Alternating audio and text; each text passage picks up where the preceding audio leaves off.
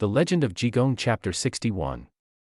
Okay, let's unpack this. Because the way this narrative opens is just incredibly cinematic, and it sets the stakes before anyone even speaks a single word. Yeah, the opening scene is brilliant. We open at the Three Emperors Temple. There is a massing crowd gathered, and right in the center, soaking up the attention, is our guy Majing.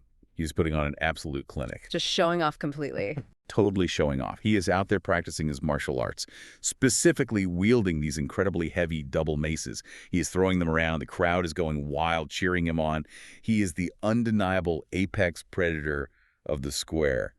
And then the entire vibe just shatters.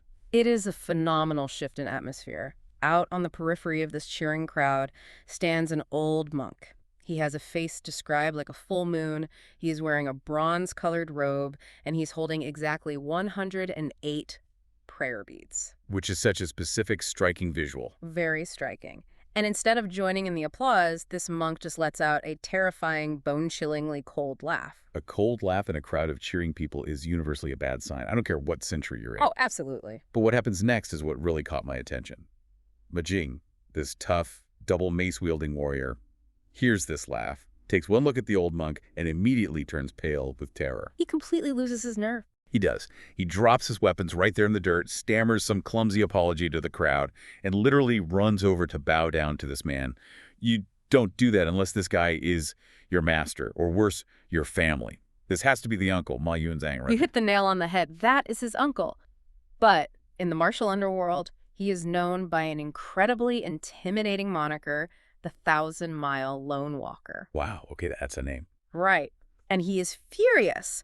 But what makes his fury so potent is that he doesn't scream at Ma Jing in public. He just turns around, walks back to their home in Xiaoyu village, and waits for his nephew to follow him to deliver a brutal existential rebuke. The silent treatment all the way home. That is terrifying. The ultimate uncle move. And the reason he is so angry reveals the central tension of their lives.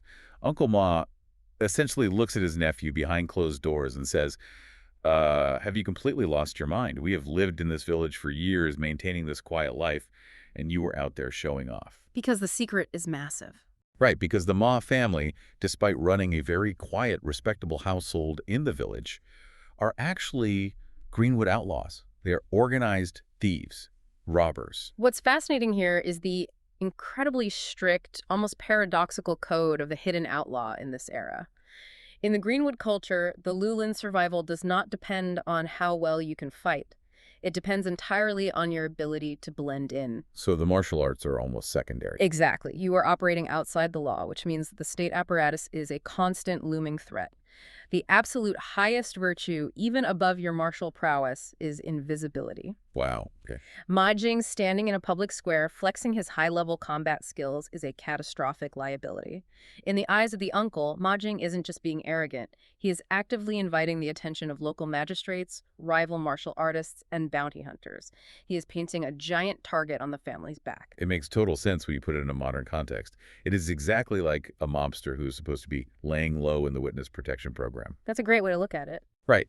The family has moved to a quiet suburb. They are running a boring local bakery. Everything is going smoothly. And then the mobster's hot-headed nephew decides to buy a bright red sports car and start doing donuts in the middle of the town square on a Saturday afternoon. Exactly. The uncle isn't annoyed about the noise from the tires.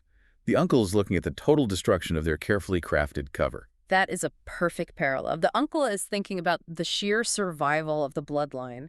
But when confronted, Ma Jing doesn't just apologize. He offers a very specific cultural defense. He claims he wasn't showing off for his own ego. Oh, right, the excuse. Yeah, he says he was doing it to help his sworn brother Li Ping save face, or to round out his face. I want to dig into that because this concept of face or mianzi seems to act like actual currency here. Ma Jing is basically trying to give Li Ping a boost in social credit by showing the community, hey, this powerful martial artist is associated with Li Ping. Yes, mianzi is not just about avoiding embarrassment. It is a tangible, tradable social commodity. By publicly demonstrating his high-level skills and making it known he is close to Li Ping, Ma Jing is elevating Li Ping's status by proxy. Like an endorsement. Exactly. If people know Li Ping has a double mace-wielding powerhouse for a brother, they are far less likely to cheat him in business or disrespect him.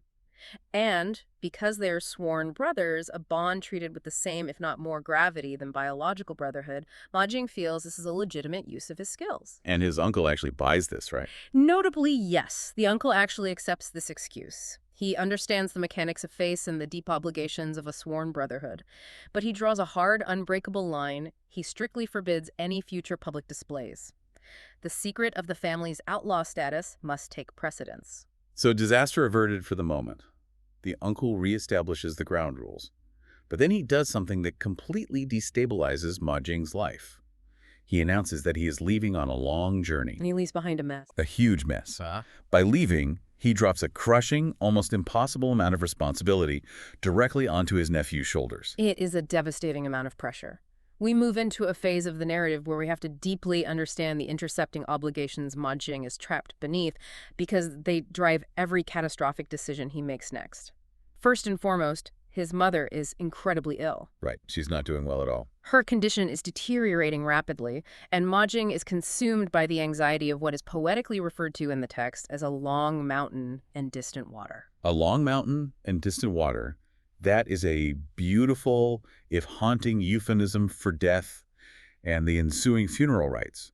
But practically speaking, this isn't just about emotional grief. This is about cold, hard cash. Exactly. In this society, a proper funeral is staggeringly expensive and socially mandatory. You need the coffin, the burial plot, the specialized mourning clothes, the monks to chant sutras for the afterlife, the elaborate feasts for the mourners. It's an entire production. It really is. Failing to provide a proper send-off for your mother is the ultimate, unforgivable failure of filial piety. It wouldn't just be an emotional blow. It would be a permanent, socially ruinous stain on Ma Jing's character. So he needs a massive infusion of cash just to prepare for the worst-case scenario with his sick mother. But that isn't even the end of it. Before walking out the door, his uncle casually mentions, by the way, make sure you provide living expenses for your junior disciples, Gao King and Zulon, over at the Pilu Temple. Just piling it on. So now Ma Jing is saddled with familial duty to a dying mother and financial duty to his temple brothers. This brings us to the core moral paradox of his character. He is driven entirely by these deeply traditional, universally praised virtues, filial piety and loyalty to his martial family. But he has absolutely no legitimate source of income. Zero. His skills are in violence and theft. So Ma Jing makes a calculated, pragmatic decision. He decides he needs to go out and do a job. Wait, I have to push back on this framing right now. Yeah. He is funding his filial piety by going out and terrorizing someone else. He's going to rob people to pay for a funeral. It sounds absurd to us, yes. How can anyone possibly justify framing him as a sympathetic character, let alone a righteous one, when his solution to a family problem is violent crime? It is a fantastic question, and it strikes at the heart of the righteous outlaw archetype in this literary tradition. It is entirely paradoxical to modern sensibilities. But in the world of the Lulin, the morality is highly compartmentalized. What do you mean by compartmentalized? Well, the end fulfilling your absolute duty to your parents and sworn brothers justifies the illicit means, provided the target of the crime is deemed worthy of being robbed. There is a sense of cosmic balancing. He isn't going to rob the local baker. He's going to find someone corrupt. Okay, so it's a very specific targeting. Exactly. But to your point, it requires a tremendous amount of moral cognitive dissonance. He is a good son operating as a bad citizen. It's a completely fractured moral compass. But the immediate logistical problem is that he can't just leave his sick mother and his wife, she, entirely alone while he goes off on a 2-month crime spree. He needs a safety net. And this is where his sworn brother, Li Ping, finally enters the picture. Yes. And we really need to look at Li Ping's circumstances because he is not exactly living a carefree life either. When Ma Jing goes to visit Li Ping at his local tavern, he finds a man who is also drowning in the anxieties of family illness. It's a tragic parallel. Right. Li Ping's biological brother, Li Fen, is terribly ill, completely bedridden with a severe chronic cough. Li Ping has spent a small fortune on doctors and medicine, and nothing is working. They're completely mirroring each other. Ma Jing walks into the tavern, sees Leon coughing weakly on the bed, and essentially says, look, man, I know you're dealing with a nightmare right now, but I have to leave town for 40 to 60 days to get some money.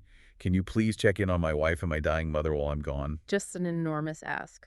And he adds, if they run out of money, can you front them some cash? I swear on my life I will pay you back. And notice Li Ping's reaction. There is no hesitation whatsoever. He doesn't look at his own sick brother and say, I have too much on my plate. He responds with absolute solidarity. It's pretty amazing. He says, we are Ziji Diction, intimate sworn brothers. You don't even need to ask. I will handle it. He immediately commits to providing 2 strings of cash daily for their expenses and reassures Ma Jing that he can sustain this for 3 to 5 months if necessary. He tells his brother to leave with total peace of mind. It is genuinely a beautiful moment of loyalty. Li Ping is stepping up exactly how a sworn brother is supposed to. So Ma Jing goes home, tells his wife, listen, Li Ping is going to be our safety net. He will handle the finances while I'm gone. If you need anything, you ask him. The plan is set. Ma Jing packs his gear, hits the road, and the safety net is securely in place. What could possibly go wrong? The answer is everything. A cascade of slow-motion disasters. Which brings us to this agonizing sequence of events spanning 3 days. It starts as a suspense thriller and quickly devolves into this frustrating comedy of errors. It's painful to analyze because you see the exact moments where disaster could have been averted. It really is a masterclass in building psychological tension through mundane obstacles. The focus completely shifts away from Ma Jing's high-stakes outlaw adventures and zeroes in on Li Ping just trying to walk down a street and fulfill a basic promise. Let's trace his steps. The very next day, Li Ping leaves his tavern carrying the promised strings of cash and heads toward Ma Jing's house. As he approaches the property, he sees a woman leaving the main gate. And he doesn't recognize her at first? Right, he squints, trying to make out who it is, and he realizes it is Ma Jing's wife, she. But there's something incredibly alarming about her appearance. She is wearing thick makeup and bright clothes, Nong Suang Yan Mo. Which is a huge red flag. Now, to a modern listener, seeing someone walk out of their house with lipstick and a colorful dress means absolutely nothing. But in this specific context, why does Li Ping immediately panic? Because it violates every established norm of propriety for a woman in her specific social position. We know that Ma Jing runs a very strict traditional household.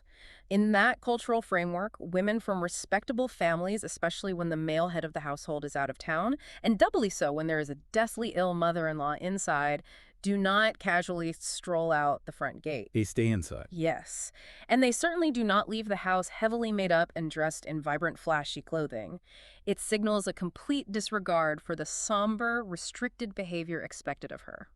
It's the equivalent of seeing your friend's notoriously introverted conservative spouse sneaking out of the house at midnight in club where the exact same day your friend leaves for a long business trip. Your brain immediately short-circuits and goes, wait, what is happening here? Exactly. Li Ping's internal alarms are blaring. His immediate thought is, I need to go inside, find the old mother, and ask her what on earth is going on. Why is her daughter-in-law leaving the house looking like that? He starts moving toward the door to investigate. And this is where the universe throws the first wrench into the gears. Just as he is about to knock on the door and uncover the truth, he hears someone shouting his name from down the street. Oh, the worst timing. It's a young boy who works back at his tavern, sprinting toward him. The boy says, boss, you have to come back right now. Someone is at the shop looking for you. It's an emergency. And it's not a ninja. It's not a rival gang. It is a guy named Yang Wanyan who runs a paper clothing shop. It is the most spectacularly mundane interruption you could imagine. A paper clothing shop makes the paper effigies and garments that are burned as offerings for the dead. And Yang Wanyan is in a complete panic over a commercial lease dispute. A lease dispute. And it is surprisingly bureaucratic. Yang Wanyan rented his shop space, and Li Ping acted as the guarantor for that lease.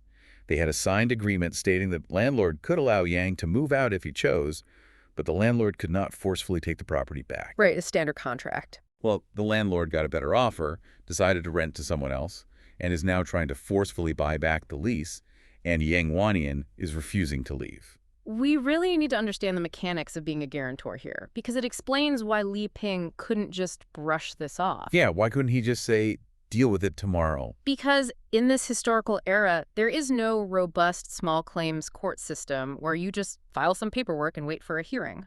Society relies heavily on the Baojia system and community guarantors to maintain order. When Li Ping signed his name to that lease, he wasn't just offering a friendly character reference. He legally and socially collateralized his own reputation and assets. He is literally handcuffed to this dispute. Precisely. If Li Ping doesn't show up and physically mediate this argument immediately, it will escalate. Yeah. The landlord and Yang Wanian will end up filing a lawsuit at the local magistrate's office. And if that happens, the magistrate will drag the guarantor Li Peng into the yamen for questioning. Oh, and you do not want to be in the yamen. No. And remember, Li Peng is the sworn brother of a secret outlaw. Bringing the gaze of the legal system anywhere near his orbit is an existential threat. He has absolutely no choice but to intervene. So out of sheer self-preservation, Li Ping has to abandon his investigation into his best friend's wife to go play real estate mediator. He spends the entire rest of the day calming people down, negotiating the lease buyout, and preventing a lawsuit. By the time he finally resolves it, the sun has set. He is exhausted. Day one, totally wasted. He thinks, fine, that was the nightmare. I will just go check on Mujing's family tomorrow. Which leads us to the second attempt. Li Ping wakes up, gets his tavern in order, grabs the cash, and heads out again. He reaches the intersection, looks down the street toward Mujing's house, and who does he see? She again. She. Leaving the house again, heavily dressed up again, and this time she is moving purposefully toward the east side of the village.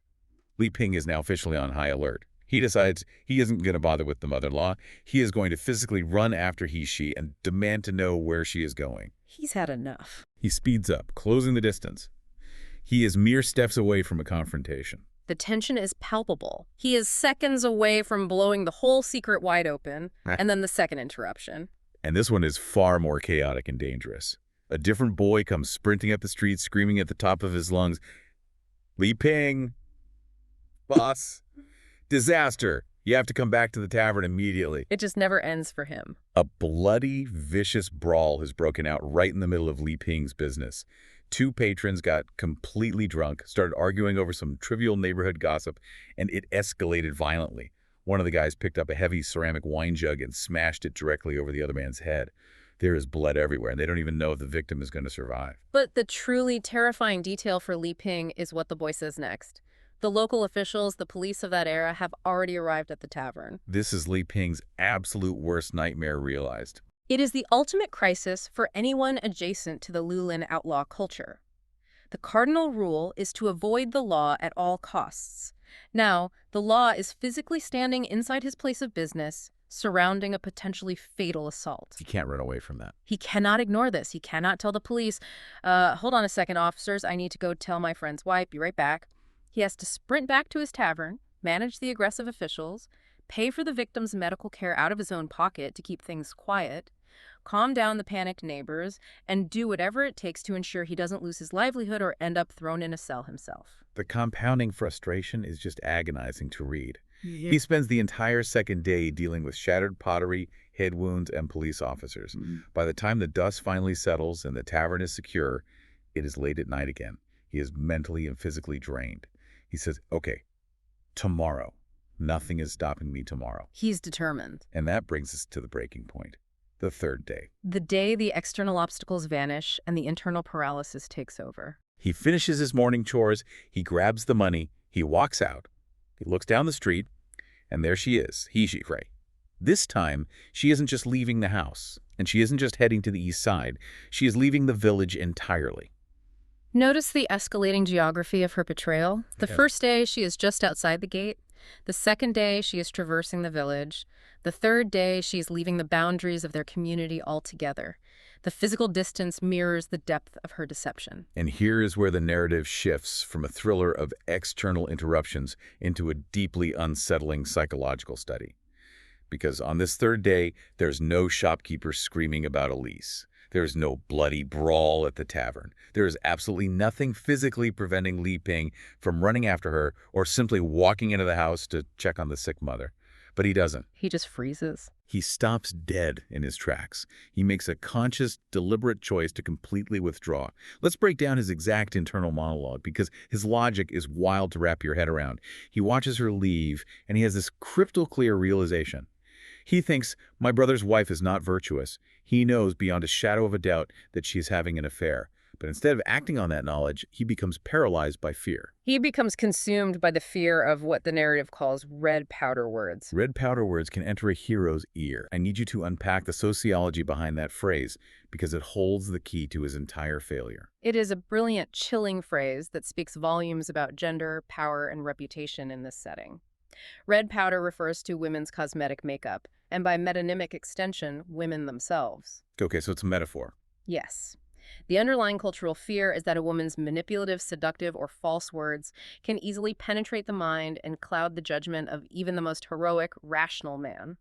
Lim Ping starts playing out the confrontation in his head like a chess match, and he sees that he is in a losing position. He's projecting the worst outcome. He thinks if I confront her right now and she realizes she is caught, she's going to act shamelessly. What if she starts screaming in the middle of the street that I'm the one harassing her? Right.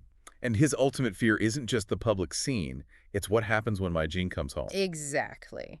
He knows that if she is cunning enough to carry on a brazen affair while her mother-in-law is dying in the next room, she is cunning enough to get to Ma Jing first. She will use those red powder words, she will weep, she will play the victim, and she will say, "My husband, while you were away risking your life for our family, your trusted so-called sworn brother Li Ping tried to assault me." Oh, that is so sinister. And she'll say, "And when I bravely refused him, he made up vicious lies about me having an affair to ruin my reputation." And Li Ping is absolutely terrified that Ma Jing will believe his wife over his sworn brother. It highlights the extreme fragility of reputation in this world. Li Ping is looking at a catastrophic, irreversible loss of honor. If he is formally accused of attempting to seduce his sworn brother's wife, he isn't just a bad friend, he becomes a social pariah. He'd lose everything. He would be entirely cast out of society, his name ruined forever, and under the strict codes of the martial world, Ma Jing might even feel honor-bound to kill him to cleanse the insult. Okay, here's where it gets really interesting for me and where I have to push back hard on Li Ping's supposed honor. He decides that the risk of a false accusation is too high, so he is just going to wash his hands of the entire situation. He actually goes to the east end of the village and stakes out the road from a safe distance. Just watching. He waits there in the dark until the second watch of the night, which is roughly 9 or 10 p.m. When she still hasn't returned by then, that confirms it for him. He says to himself, okay, she is definitely cheating. I am officially cutting all ties. And he never visits the Ma household again. He completely abandons the sick, dying mother. He abandons the financial promise he made to his brother. He prioritizes his own moral cleanliness, or at least the impenetrable appearance of it, over his active obligation to intervene and protect his brother's household. But is that honor, or is that just dressed-up cowardice? It feels to me like walking past your best friend's house, seeing a fire starting in the kitchen, and instead of calling the fire department, you think, well, if I report the fire, the police might think I started it, so I'm just going to walk away, keep my hands clean, and let the house burn to the ground. That's a brutal analogy, but it's incredibly accurate. He is actively letting his friend's life be destroyed just to avoid the mere possibility of a messy rumor. It's the trolley problem, and he chooses to just walk away from the tracks entirely. That is a phenomenal way to frame it, and I believe that is the central critique this narrative is making about these rigid defensive codes of honor. Lang Ping's logic is entirely self-centered and defensive. In a society where reputation is quite literally a matter of life or death, avoiding scandals becomes a higher priority than proactive loyalty. He thinks he's doing the right thing by staying out of it. He convinces himself that by not participating, by staying far away, he is keeping his own hands clean. He can say, I didn't do anything wrong, but by choosing inaction out of fear, he creates a massive vacuum. He actually ensures that the betrayal will succeed and that Ma Jing will be completely blindsided. He convinces himself he's being honorable by doing nothing. But doing nothing is exactly what allows the villain to win. And the villain in this immediate domestic drama is undeniably she. She is given 2 completely unmonitored, uninterrupted months to do whatever she wants, with whoever she wants, because Li Ping has vanished into thin air. Which brings us to the dramatic pivot of the story. 2 months pass, the vacuum of silence holds, and then Ma Jing finally comes home and he is returning in absolute triumph. Yes, and here is where Ma Jing gets incredibly strategic about his target. He didn't just go out and rob some random merchant traveling on the road. He specifically targeted the nephew of Minister Luo. And it explicitly mentions that this nephew was a deeply corrupt official who had stripped the local wealth bear and returned fully loaded. Ah, so he's a villain himself. Exactly. This guy was exploiting the common people, taxing them into starvation, and hoarding all the wealth for himself. If we connect this to the bigger picture, this detail is absolutely crucial for maintaining Ma Jing's status as a sympathetic, righteous character in the eyes of the reader. In the traditional Chinese novel, the Lu Lin outlaw cannot prey on the innocent. That crosses the line from anti-hero to villain. It has to be a code. By stealing from a corrupt, wealthy official who has already stolen from the commoners, Ma Jing is balancing the moral scales. He is a criminal, yes, but he is executing a form of vigilante cosmic justice. He is returning stolen goods to the universe and taking his cut in the process. It's the classic Robin Hood defense. I only steal from people who deserve it. Yeah. And he makes off with a massive haul. He steals gold, pearls, local goods, and brings it all back onto a fully loaded mule. He walks into Xiaoyu village feeling like an absolute king. He solved all his problems. He has the money to save his mother. He has the money to pay the temple disciples. Every problem he left behind is solved. He enters his home, checks on his mother, who is miraculously still alive, though barely hanging on, and then he turns to his wife, she. And he asks the most natural, innocent question in the world. So how much money did my brother Li Ping bring you while I was gone? How many times did he come to visit and help out? And this is where she launches one of the most aggressive, breathtaking Machiavellian lies I have ever encountered in literature. It is stunning. She doesn't just casually say, oh, he didn't come by, it was weird. She goes on a massive scorched earth offensive. It is a masterclass in gaslighting. She looks Ma Jing right in the eye, without a hint of hesitation, and says, your brother, that great loyal friend of yours, he never visited a single time. He never gave us one copper coin. Just destroying his character immediately. And she keeps going. In fact, he is a lying, ungrateful parasite who used to eat our food and drink our wine for free when you were here, and the very second you left, he abandoned us to starve. And then she plays the ultimate devastating victim card. She says, I had to pawn my own personal belongings just to survive and buy medicine for your dying mother. We really need to analyze the psychology of why she lies so aggressively and proactively here. This isn't just petty spite or a casual excuse. This is sheer desperate survival instinct. She knows what she's doing. Think about it from her perspective. She has been leaving the house illicitly for 2 full months. She knows with absolute certainty that Li Ping saw her on those first 3 days. She saw him looking at her. She also knows that Li Ping stopped coming around immediately after that 3rd day. She is highly intelligent. She has deduced that Li Ping knows her secret. She's completely anticipating the threat. She knows the exact angle of attack. Exactly. She knows that the moment Ma Jing walks down to the tavern and talks to Li Ping is going to say, your wife is having an affair. So to protect her life, because adultery could be a lethal offense in this context, she must completely, utterly destroy Li Ping's credibility before that conversation can ever happen. She has to strike first. She deploys those red powder words with lethal precision to paint Li Ping not just as forgetful, but as deeply immoral, cowardly, ungrateful, and unthinkingly cruel to a sick old woman. She poisons the well so thoroughly that if Li Ping tries to warn Ma Jing's brain will automatically filter it through her lie. He will just think, of course you're making up disgusting rumors about my wife. You're just trying to cover up the fact that you abandoned my dying mother and broke your oath. It's terrifyingly effective. It is incredibly dark, but from a purely strategic self-preservation standpoint, it is flawlessly executed. It traps Ma Jing in a fabricated reality. He is entirely reliant on her version of events because he wasn't there, and she uses his love for his mother as the emotional leverage to cement the lie. And it works perfectly. Ma Jing is absolutely furious. His blood is boiling, which sets the stage for the climax of the story, the tense reunion at the tavern. Ma Jing is raging internally, but he decides he is going to handle this like a great man. He is not going to just run down the street and punch Li Ping in the face. He's going to test him. This is a deeply ingrained trope in martial arts literature, the hero containing a volcanic rage beneath a veneer of extreme, almost suffocating politeness to see if the traitor will reveal their guile naturally. Ma Jing literally packs a beautiful basket full of gifts and Li Ping's favorite foods from his travels. He walks down to the tavern, acting like absolutely nothing is wrong. He walks through the doors with this big, fake, brotherly smile. And the conversation that follows is agonizing to read. It is drenched in suffocating subtext. It is 2 men operating in completely different fabricated realities, both believing the other is a monster. Ma Jing comes in hot with the overly friendly energy. Brother, I brought you treats from the road. How have things been? How is the tavern? And Li Ping, who is sitting there operating under the absolute belief that Ma Jing's wife is an unfaithful monster and Ma Jing is a blind fool for not knowing, responds with these chillingly brief, passive-aggressive answers. He's not giving an inch. Not at all. Ma Jing asks, how is the tavern business? And Li Ping just stares at him flatly and says, closing soon. The brevity is a weapon. He refuses to engage in the social pleasantries. Then Ma Jing, trying so hard to keep the friendly facade up while his blood pressure spikes, asks, "And how is your sick brother Lian? Is he recovering?" And Li Ping just says, "Dying soon." Closing soon.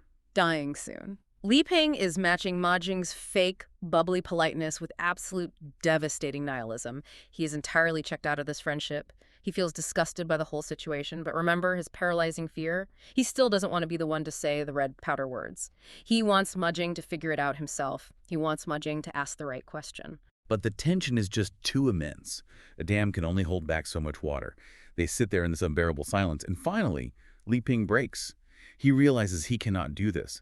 He looks at Ma Jing and says, "Brother, I have something to tell you. If I keep it inside my chest, it is impossible to live with. But if I tell you the truth, it will destroy our friendship forever." He is finally, at the absolute 11th hour, choosing the devastating truth over the preservation of a superficial, cowardly peace. And Li Ping just lays it all out. He gives him the unvarnished chronological truth of those 3 days. Day 1, the heavy makeup, the paper shop lease dispute. Day 2, the purposeful walk to the East Village, the bloody tavern brawl, and the police. Day 3, her leaving the village entirely, and his own shameful, calculated decision to walk away to avoid a scandal. He confesses to all of it. The truth is finally out in the open air. And Ma Jing's reaction is explosive. The narrative uses a very specific, deeply cultural, and frankly terrifying phrase to describe his rage. It says, "The 3 corpse gods jump, the 5 spirits soar into the air." The 3 corpse gods jump. Okay, I need you to explain the mechanics of that to me, because as a metaphor for anger, that is such a visceral, intense description of absolute blinding rage. What are the 3 corpse gods? To understand the weight of that phrase, you have to dive into Taoist internal alchemy and physiology. In traditional belief, the human body isn't just flesh and blood. It is a landscape inhabited by various spirits and deities. Wow. Yeah. The 3 corpse gods, or 3 worms, are malevolent, parasitic entities living inside your body. They thrive on your sins, your destructive emotions, your earthly desires. Their ultimate goal is for you to die so they can be released from your physical form and report your sins to the heavens. That is metal. It's incredibly vivid. The 5 spirits relate to your vital organs, your heart, liver, spleen, lungs, kidneys, and your consciousness. So when the text says the 3 corpse gods jump and the 5 spirits soar, it means Ma Jing is experiencing an anger so profound, so earth-shattering and toxic, that his very soul is trying to rip its way out of his physical body. It isn't just a temper tantrum, it is an apocalyptic, spiritually destructive level of fury.